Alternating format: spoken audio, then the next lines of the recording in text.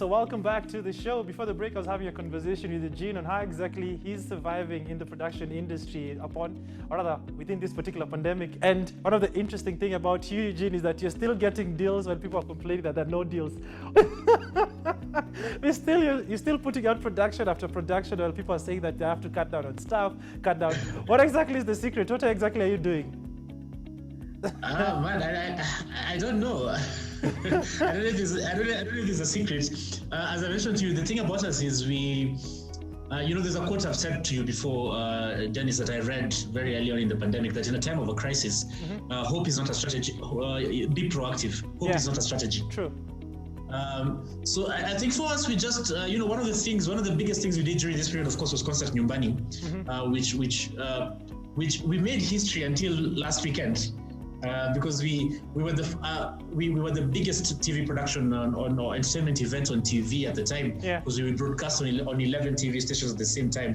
But then last weekend, of course, the Media Owners Association came together and did the same and did it at slightly bigger numbers.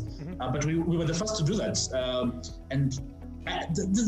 The thing for us is, since the pandemic began, I think we've just focused on creating, seeing what we can do with what we have.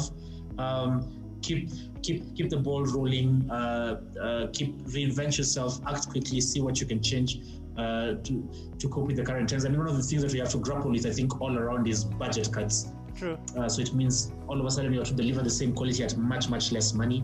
I think we were just a bit more proactive. So I don't know if there's any secret I have. So you can say hope is no longer a strategy. Well, for me, it never was really. We've always just been very proactive. If you notice, I think we have on average 1.8 new TV shows every year. It's 1.8 because if you do the total number of shows we've done and the number of years the company has been in existence, it comes to about that much. Interesting. And one of the interesting about your story is that you started off with Young Rich. I remember when I was in university, that was the show you were consuming. Take me through your early beginning in terms of what's it called? How did you start making production your business?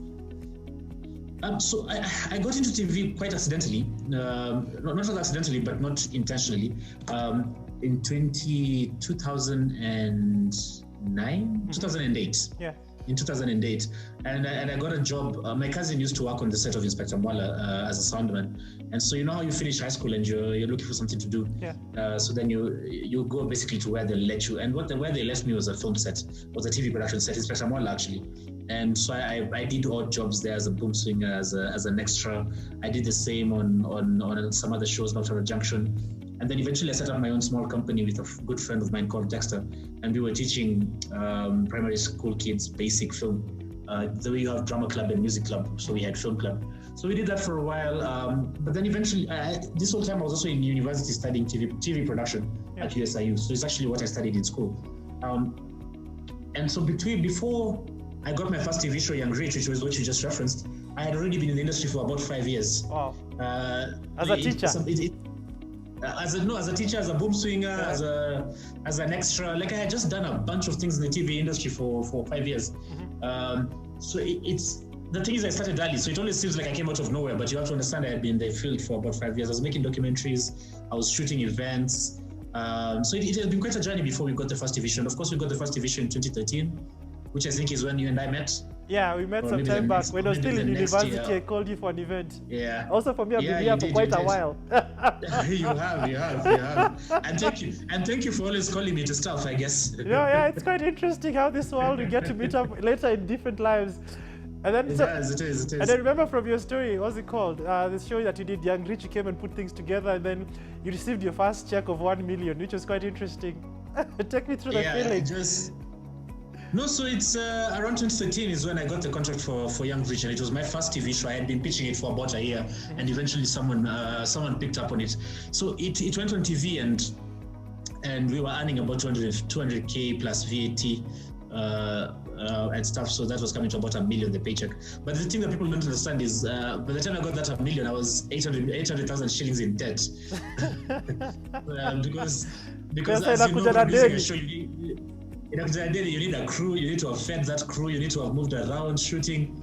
So there was all that work that went into the production itself before we got the money. But it was quite life changing for me because coming from quite a tough background, to be honest with you, and struggling for some of the basic needs, and then to eventually have access to that kind of money for me was a big driver, because immediately what I did was I started working on other productions, reinvested the money, and I think now we have 11 TV shows, if I'm not mistaken. Wow, interesting. Quite a journey.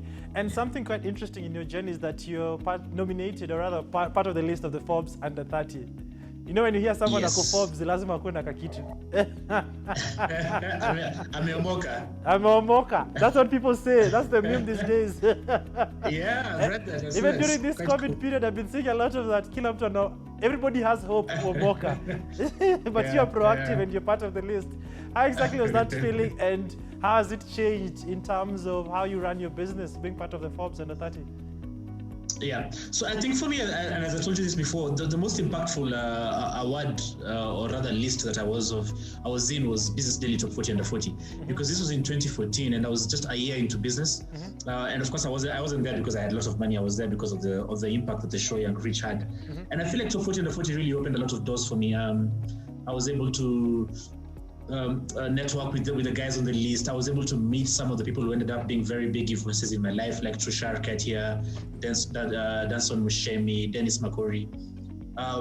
So Top 40 Under 40 for me was a big one. Then of course Forbes came, and I've been on Forbes twice, in 2016 and in 2017. You'll share with me the secret. You'll share with the secret. How to land on Forbes. How to land on Forbes. I don't know if there's a secret again. So for Forbes, the first one was in 2016, 30 most promising entrepreneurs under the age of 30. And this was done by a gentleman called Mfono Bong. And he was a big fan of Young Rich, and I guess that's how we ended up meeting, and he liked what I was doing and put me on the list. Then in 2017, I was on top 30 under 30 Forbes Africa.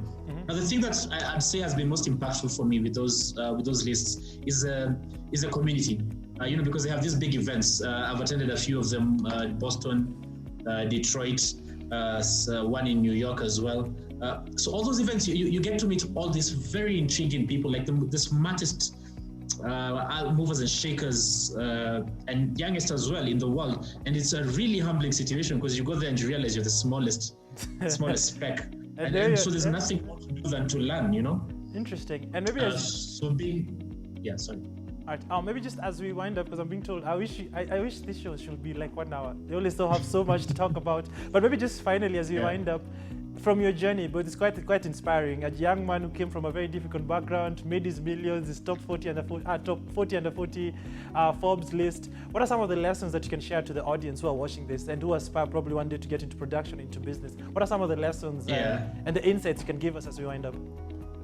Yeah, I think for me, the biggest lesson that I've come to a lot of awareness, I just realized I'm 11 years in the industry now, despite the fact that I'm young. So if you're young, start now. The earlier you start, the better, because time has this power of compounding things. Every year you do something, you get better at it. Your networks become bigger. Your reputation and your credibility becomes bigger. So start as early as you can, and then of course keep at it, because the power of perseverance and compounding really does come into play. If you've done something for 5 years, you're not the same as someone who's done something for 1 year. And then of course earnings and things like this keep getting better. Another thing I would say is don't make excuses, make it happen. Like I've lived by this for a very long time. I'm big on don't make excuses, make it happen. There's always a reason. You can always find a reason to not do something. You can always find a reason to not start on something. But don't make excuses, make it happen. And in a time of crisis, be proactive. Hope is not a strategy. Interesting. And on that particular note, as you've heard from Eugene, hope is no longer a strategy in this period of time. You have to be very proactive. And just to remind you, each and every day of the week from Monday to Friday, you can watch the reruns of The Business Coach right here on KTN Home. And also on Tuesday, join me on Instagram at 9 p.m. as I have conversations with different entrepreneurs for a longer period of time. For 1 hour, we had one with Eugene and we really enjoyed it. My name is Ian Dennis, and this has been The Business Coach, where we help entrepreneurs better their businesses.